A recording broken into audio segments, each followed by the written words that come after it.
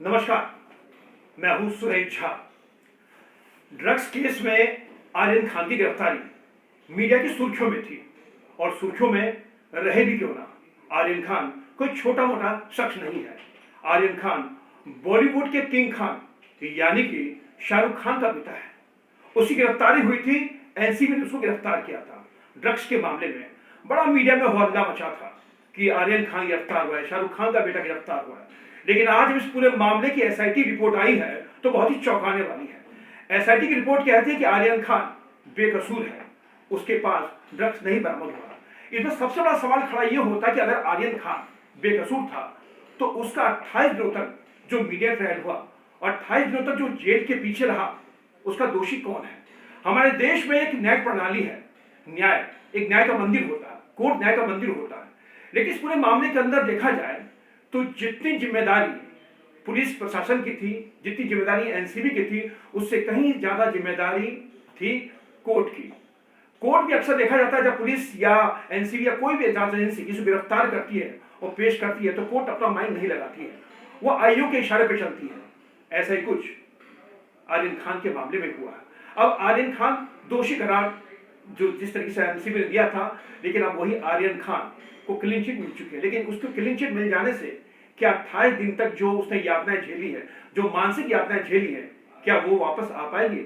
आज इसी विषय में हमारे साथ बातचीत करने के लिए मौजूद है कानून के जानकार हैं रविंद्र कुमार। आइए इनसे बातचीत करते हुए जानने की कोशिश करते हैं कि आर्यन खान को जो रिपोर्ट जो दी गई है, जो क्लीन चिट जो दी गई है और 28 दिन तक जो जेल में रहा है, उसका दोषी कौन है। सर, आपका बहुत बहुत स्वागत है हमारे चैनल में। सर, आर्यन खान गिरफ्तार हुई थी, आपको याद है मीडिया बड़ा सुर्खियों में आया था कि शाहरुख खान का बेटा गिरफ्तार हो गया, वो नशेड़ी है, वो ये है, फलाना है, ढिमकाना, बहुत सी बातें आई थी। लेकिन आज जो एसआईटी की रिपोर्ट आई है उसमें आर्यन खान को क्लीन चिट दे दी गई है। इसका सीधे सीधे दोषी कौन है? अगर पहली नज़र में देखें तो इसका दोषी जो है एनसीबी के वो अफसर हैं जिन्होंने आर्यन खान को एक षड्यंत्र पूर्वक साजिश के तहत गिरफ्तार किया। आर्यन खान के पास कोई ड्रग नहीं थी, आर्यन खान ड्रग नहीं लेता था, वो किसी इंटरनेशनल ड्रग सिंडिकेट का मेंबर नहीं था। वो एक बेकसूर आदमी था जो एक इवेंट में भाग लेने के लिए जा रहा था और जा नहीं रहा था बल्कि ले जाया जा रहा था, क्योंकि जो इवेंट में उसको ले जाने वाले थे वो ही एनसीबी के षड्यंत्र के कर्ता था। और जज ने भी अपने दिमाग को नहीं लगाया कि क्या ये कड़ियाँ मिल रही हैं जो मैं दिल्ली में बैठकर बता सकता हूँ। जज को भी वो सोचना चाहिए, लेकिन हिंदुस्तान में जज भी जो है एक तरह से मीडिया और सरकार के दबाव में रहते हैं और जो भी आईओ कहता है वो मान लेते हैं अक्षरशः सही है। और इसमें दूसरी बात आप देखिए कि जब ये मामला हाईकोर्ट गया तो हाईकोर्ट के जज तो सह विवेक का इस्तेमाल कर सकते हैं, उन्होंने भी नहीं किया। सर, इसमें एक मामला ये आता कि आर्यन खान की जो गिरफ्तारी हुई थी, इसमें सबसे बड़े खलनायक जो निकल उभर कर आए हैं वो उभर कर आए हैं एनसीबी के जोनल अधिकारी समीर वानखड़े। समीर वानखड़े को लेकर आपको याद है जो एनसीबी के नेता थे, उन्होंने नवाब मलिक ने कई उजागर भी किए थे। अब जो भी क्लीन चिट मिल चुकी है आर्यन खान को, तो लेकिन क्लीन चिट मिल जाने से आर्यन खान को बीते 28 दिन वापस नहीं आ जाएंगे। अब आपसे पूछना चाहते हैं कि आर्यन खान के मामले में समीर वानखड़े ने जो कुछ किया वो सीधे सीधा ये साबित होता है कि समीर वानखड़े ने ये सब सारा पैसे के लिए किया। तो समीर वानखड़े के खिलाफ क्या कार्रवाई हो सकती है? आप देखिए, समीर वानखेड़े वो शख्स है जिसने रिया चक्रवर्ती को भी अरेस्ट किया था, रिया के भाई को भी अरेस्ट किया और बहुत सारे मुंबई स्टार्स को उसने एक तरह से जैसे कहते हैं शिकारी शिकार खेलता है। उन्होंने बॉलीवुड के जो बड़े बड़े एक्टर थे उनको बुलाकर उनसे पैसे वसूले और उसने उनको जेल भी भेजा झूठे मुकदमों में। यानी आप देखिए कि अडानी के पोर्ट पर 3000 किलो अगर आप कहें कि हेरोइन आ रही है, फिर दोबारा 3000 किलो आ रही है, 500 किलो हशीश आ रहा है, चरस आ रहा है, यानी कि इतनी ज़्यादा चीज़ें अडानी के एयरपोर्ट पर आई, वो अडानी के मुद्रा पोर्ट पर आई, जहाज़ों से आई, तो उस पर जो है आज तक कोई आपने नहीं सुना होगा बड़ी अरेस्ट हुई है, उस पर किसी आदमी की अरेस्ट नहीं हुई। सिर्फ जो है आप जो है 1 ग्राम पे, आधे ग्राम पे या नहीं भी है तब भी, यानी आप सोचिए कि आर्यन खान पर जो उन्होंने दिखाई कि 5 ग्राम ड्रग मिली, वो किसे प्लांट की मैं कहूंगा कि समीर वानखेड़े ने प्लांट की। इसका मतलब समीर वानखेड़े के पोजीशन में हीरोइन थी और हीरोइन जब उसके खिलाफ थी तो उसको अरेस्ट किया जाना चाहिए। तो ये नहीं है कि समीर वानखेड़े इसके लिए जिम्मेदार है। मेरा कहना है कि समीर वानखेड़े एक दोषी है, उसको जेल भेजा जाना चाहिए, अरेस्ट किया जाना चाहिए। क्या जुडिशरी को अपने गिरबान में झांकना भी होगा?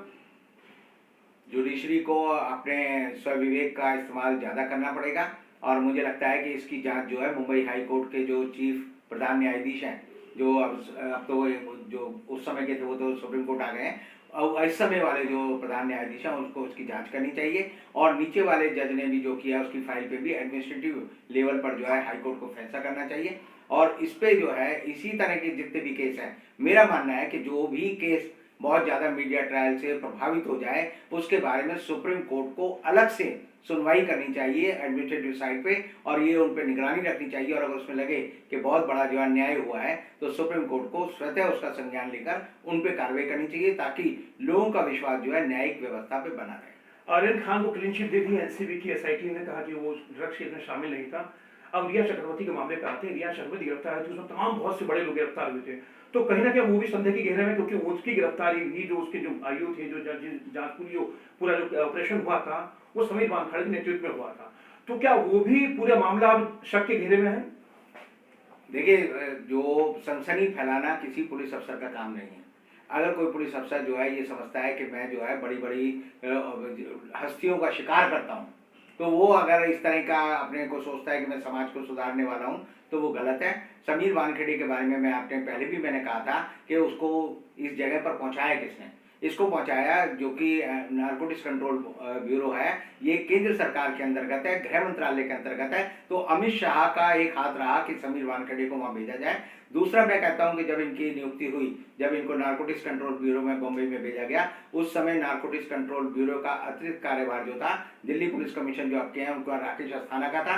राकेश अस्थाना ने उसको वहां स्थापित किया, और इस इंस्ट्रक्शन के साथ जो है उसको भेजा गया था कि एनसीबी की कार्यप्रणाली ऐसी हो कि वहां पर जो है शिवसेना की सरकार है, कांग्रेस की सरकार है, और जो एनसीपी की सरकार है, इसको गिराना है। और इसीलिए समझिए कि नवाब मलिक जिन्होंने इस मामले को उठाया, इसका मतलब यह है कि नवाब मलिक पहले दिन से जो बात कह रहे थे वो सही थी, और सही बात को झूठ करने के लिए एनसीबी ने नवाब मलिक के खिलाफ झूठा केस खड़ा किया, ताकि वहां पर अघाड़ी की सरकार गिर जाए, और अघाड़ी की सरकार ना गिरे उसकी वजह से जो है आज के समय में आर्यन खान को इन्हें क्लीन चिट देनी पड़ी, क्योंकि आर्यन खान की वजह से एनसीबी पूरी तरह से अपनी पुरानी हरकतों की वजह से पूरी तरह नंगी हो गई। चलिए, आपका बहुत बहुत धन्यवाद।